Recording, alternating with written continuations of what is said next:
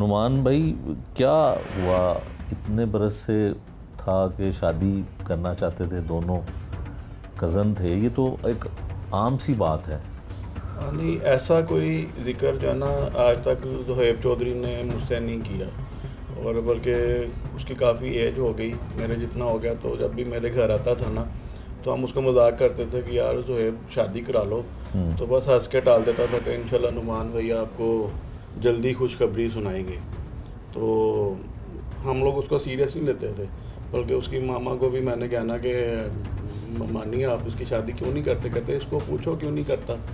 तो वो बस खामोश तबीयत बहुत था। तो बस हर बात अपने दिल में रखता था, किसी से करता नहीं था। हालांकि बहुत आना जाना मेरी तरफ, कोई महीने में या 2 महीने में एक दफ़ा मेरे पास चक्कर लगा लेता था, ऑफिस में आ जाता, बातें करता था। लेकिन शादी का जिक्र जब करते थे ना, तो बस आगे से हंस लेता था, आगे से कोई मज़ीद कोई बात नहीं बताता था। ये कत्ल के बाद जो है ना, यहाँ पे मुझे जब मैं यहाँ पे आया हूँ, तो फिर वो उनके वालिद साहब ने मुझे बताया कि इस तरह से नज़ारे मामला थे।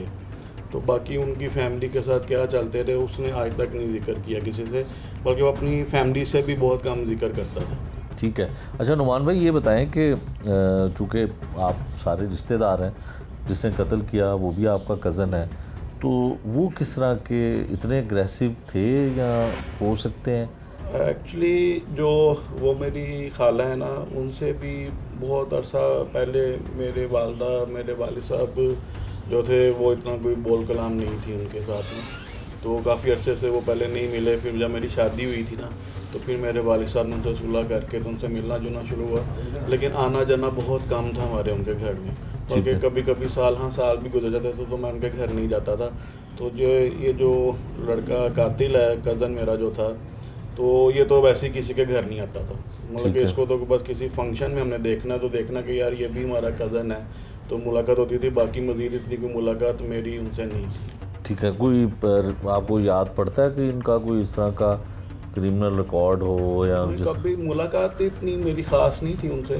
तो लेकिन कभी ऐसा सोचा भी नहीं था कि जी ये ऐसी हरकत करेगा। बड़ा अच्छा प्यार था इनका आपस में। तो कभी मैंने नहीं सोचा कि इस तरह, मैं तो बहुत शॉक्ड हुआ जब मुझे ये पता चला। तो बल्कि जब मेरी खाला की डेथ हुई, तो मेरा उनसे नहीं था इतना मिलना जुलना। तो मेरी वाइफ ने मुझे बोला कि आप चले जाना वहाँ पे। मैंने कहा यार मैंने नहीं जाना। तो मैं नहीं आया उनकी फौतगी पे। तो अभी उनका जनाजा शायद उठा नहीं था, तो उससे पहले ही मुझे ये कॉल आ गई कि जी ये वाक़या वहाँ पे जो है ना हो चुका है। ठीक है। अच्छा नुमान साहब, ये बता सकते हैं आप दोनों ख़ानदानों के करीबी फैमिली मेम्बर हैं और वजह भी आपको पता है, होना क्या चाहिए था, हो क्या क्या सकता था? होना तो ये चाहिए था कि जैसे कि उनके वालिद साहब ने बताया है कि जी उनका कोई रिश्ते का कोई ऐसा मामला थे, उनकी बेटी का और इनके बेटे का। तो मेरा तो ख्याल है कि कर देते तो बहुत अच्छा था। वो जो जिस तरह बकौल उनके वालिद साहब के वो कह रहे हैं कि जो कहते हैं जी हम लोग किसी थर्ड क्लास बंदे को दे देंगे लड़की, अपनी इसको नहीं देंगे, तो उसमें कौन सी बुराई थी लड़के में। तो बड़ा अच्छा बच्चा था, कमाता था, अच्छा वेल ऑफ था, पैसे वाला भी था, हर चीज़ थी उसके पास, दुनिया की हर सहूलत थी उसके पास। माँ बाप बहुत अच्छे हैं, फैमिली अच्छी थी, भाई अच्छे हैं। तो उसमें कोई ऐसा ऐसी कोई बुराई तो नहीं थी, मुझे तो नहीं कभी नज़र आई। मुझे 27-28 साल तो मुझे उससे मिलते हो गए हैं। तो जब वो बाहर थे तब इतना मिलना जुलना नहीं था। जब वो पाकिस्तान शिफ्ट हुए हैं, तो तब हमारे घर आना जाना शुरू हुआ। तो फिर अच्छा लगा उनसे मिल के।